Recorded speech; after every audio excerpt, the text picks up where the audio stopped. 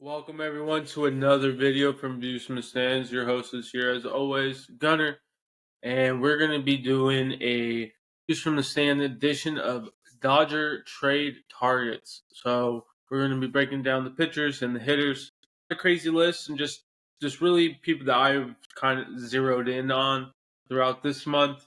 There's reports that they are connected with the Dodgers, some aren't. So obviously we're not going to go 100% in terms of these predictions. But I do feel strongly about these guys, and yeah, the Dodgers obviously need to make some moves. So we're going to talk about the pitchers first, and so the first pitcher we're going to talk about is somebody that's been getting some traction lately. Tarik Skubal from the Detroit Tigers. He has a 2.41 ERA. And before we dive into more of the pitchers, I feel that we need really 1 to 2 starters.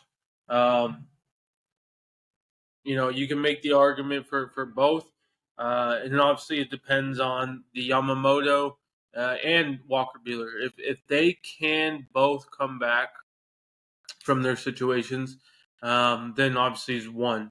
The thing is um, the staff probably won't know much by July 30th on those injuries. They'll probably have a good idea, but things can still, unfortunately spiral, and not, things can get worse. So yeah, that's kind of where we're at with the starters, and then really the bullpen. Really, we'll talk about that more, but not too crazy. Maybe one addition there if we can. So going back, Tarik Skubal, 2.41 ERA. I mean, he's really the only top ace out there that I would prefer to unload the war chest of prospects to a player. Personally, I'm not a huge fan of Crochet giving out all of the prospects. I like him. He throws hard. He's a great lefty. But the thing is, right? He used to be a reliever. He's starting to be a starter. I'm concerned in terms of limited innings this season. Even next season. With Skubal, I mean, he's been carving since he got up here, basically. So, I mean, he is somebody that deserves that praise and giving up a big package deal. So we'll see what happens here. I mean, there is traction with this one in some aspect with some reports out there, and we'll find out later this month what really happens. Um, Another one that I think deserves some love and some praise, and is a Cali kid, also like his teammate Skubal, is Jack Flaherty. I think he is. I mean, he's gotten right. He's got a 3.13 ERA. He's been looking very good since kind of his issues at St. Louis, and then he had some issues at Baltimore as well when he got traded. He's kind of found his home and has found his place. He's in a good spot, and I think this is a good person to definitely look into. Some injuries here and there, especially on the back, but I think we can live for that for right now. And then lastly, somebody who is kind of a wild card. It depends really on the team that he's on and if they're willing to sell. But it's Nathan Eovaldi, 2.97 ERA. Somebody who's been in the big games. That's really what you need. You need those players, pitching, hitting wise, that step up when the moment is bigger, when the pressure is on you. So yeah, this would be a good piece to add to the bull, or not to the bullpen, excuse me, to the rotation. And then lastly for the pitchers, and this is was kind of going into the bullpen. Um, for the righties, I don't think we should add any righties. I mean, we're getting Bruce Sutter coming back. Joe Kelly will be coming back.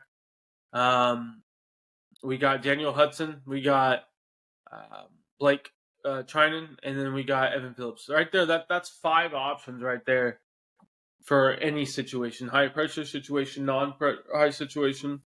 Excuse me. My thing is we only have, I think, 1 to 2 good lefties. Really one, and it's Alex Viesa. I mean, he's been crushing it this year. He's got like a 1-something ERA, and he's really a snub in my opinion for the All-Star game. It is what it is. Not really harping that much, but I think we need to get another lefty out there that is used to high pressure situations like a Tanner Scott, where we can, give Alex a rest here or there, and he, we can adjust things, right? Just imagine having, the Alex Viesas and the Daniel Hudsons and the Black Tridents and whatnot,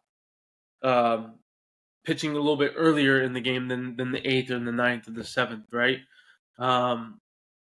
Just the depth that you could have in the bullpen, and I think that's really, really key in the playoffs, to really make a run. So we'll see, obviously. But guys, this is the pitchers edition of my trade targets. So let's get into the hitters. And really, it's not a big list, and it's the first one, and it's Randy Olozarena from the Rays.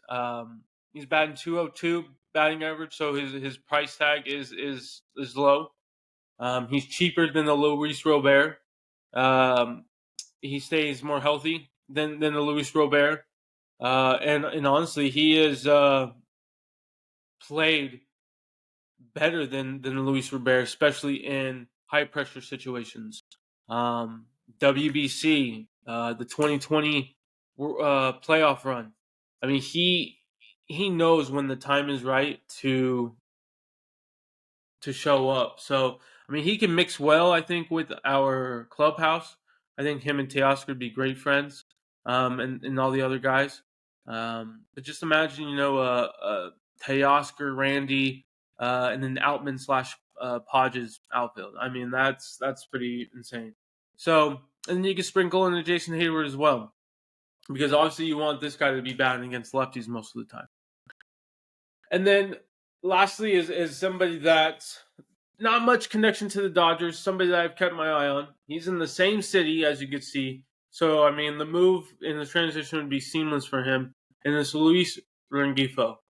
Middle infielder, plays second base mostly, can play third, short. I mean, he can be moved around. And I think he is somebody we really, really need to get. Unfortunately, I'm kind of off the Gavin Lux train and boat. I think we're good. I think we can definitely get Mookie Betts to play second base more. Maybe play a little shortstop. If we get Rengifo right, they can switch off. But Miguel Rojas, shout out to him, man. Veteran of the clubhouse, veteran ball player in general, and he's really producing, man. He's really keeping these guys up afloat, especially defensively, and he's really he's showing out. So shout out to him. He deserves the love. We're gonna get Max Muncy back here soon, so he's gonna be plugging in at third base. So obviously we're gonna see less of a Kike. We're gonna see less Gavin Biggio's. We're gonna see less Miguel Vargas's, obviously in the future. But adding a guy like this, it just adds more versatility. He's a switch hitter. He can run the bases. He's been stealing bases. Same thing with Randy Arozarena, not to go back to him. He's been stealing bases. To get more versatility in this team, in this offense, will be crucial, in my opinion, overall to produce runs. Because really, when you look at the Dodgers, it's home runs and base hits. Don't see much stolen bases. Ohtani's starting to do that more. But I think just if we can get a more collective group,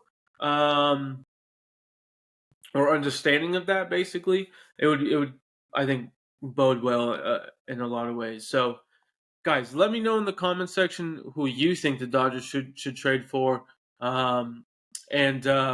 Yeah, always don't forget to subscribe if you aren't subscribed. Always appreciate the support. Enjoy your guys' rest of your week. Peace.